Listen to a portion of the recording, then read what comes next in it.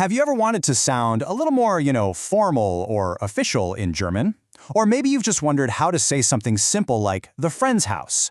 Well, if so, you are in exactly the right place. Today, we're going to tackle the genitive case. Now, I know it's a part of German grammar that might seem a little tricky at first, but it's actually your key to sounding way more precise. We're going to break it all down in both English and Hindi, so you won't miss a single thing. So, what's the game plan? It's pretty straightforward. First, we're just going to figure out what the genitive even is. Then, we'll dive into the nitty-gritty of changing the articles and adding the right endings to nouns. After that, we'll look at some special trigger words that always demand this case. And finally, we'll wrap it all up by talking about why mastering this really makes a huge difference in how you sound. Ready? Let's go. All right, let's start with the basics. Section 1. What is the genitive case actually for? Well, when you boil it all down, its main job is to show possession, or as we'd say in Hindi, Swamitva. It's all about ownership. So think of the genitive, or genitive, as they say in German, as the special grammar glue for ownership.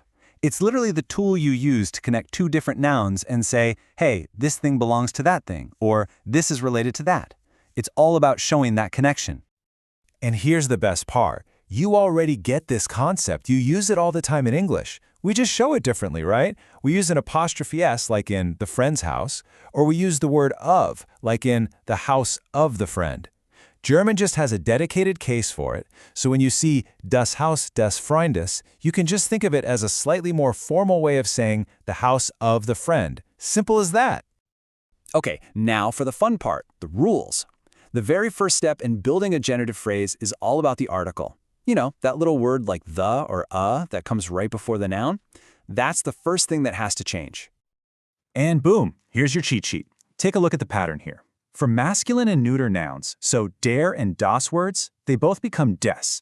For feminine and plural nouns, the die words, they both change to der. Now, it might seem like a lot to memorize, but honestly, the key is just to spot that des for masculine and neuter. That is by far the most common change you are going to see. But hold on, we're not quite done. There's one more piece to this puzzle. Just changing the article isn't always enough, at least for certain nouns. Sometimes you also have to add a special ending to the noun itself.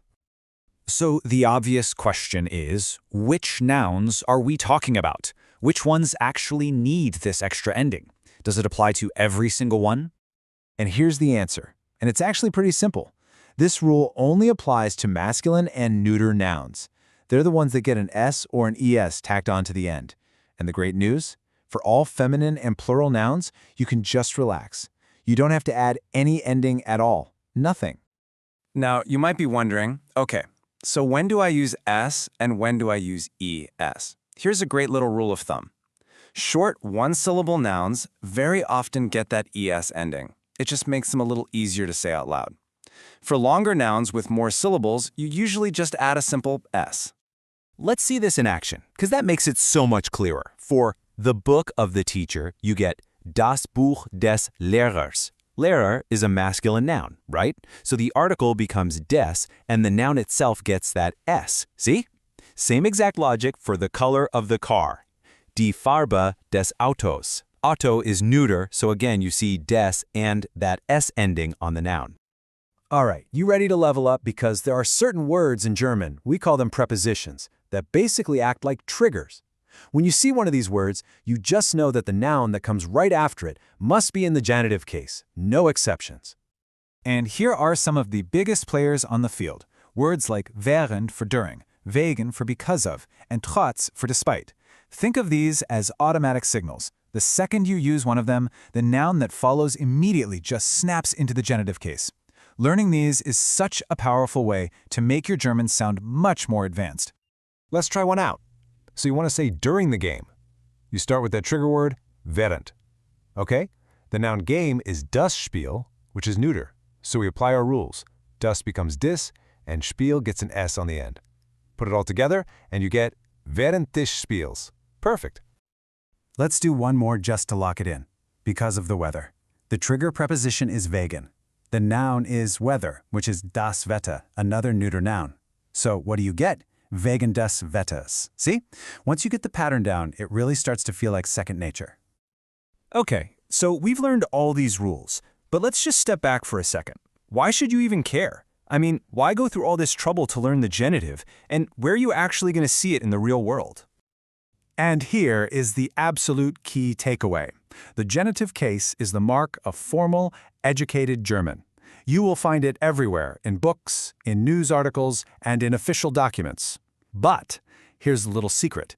In everyday, casual conversation, a lot of Germans use a simpler alternative. They just use the word von plus another case, the dative. So, while you absolutely need to recognize the genitive, you might not hear it quite as often on the street. So let's pull all of that together in a quick summary. The genitive is all about possession, Swamitva. Remember, the main action happens with masculine and neuter nouns. They change their article to des and add an s or es. Feminine and plural nouns, they're the easy ones. They just change the article to der. Always watch out for those trigger prepositions like Wegen and Trotz. And most importantly, know that using the genitive is your ticket to sounding more polished and formal, especially in your writing. And just like that, the mystery of the genitive is solved. So here's a final thought to leave you with. Now that you know the rules and you know where it likes to hide, where do you think you're going to spot it first? In a serious newspaper headline, or maybe in a casual pop song? Keep your eyes and ears open because you are now officially equipped to find it. Thanks for tuning in and happy learning!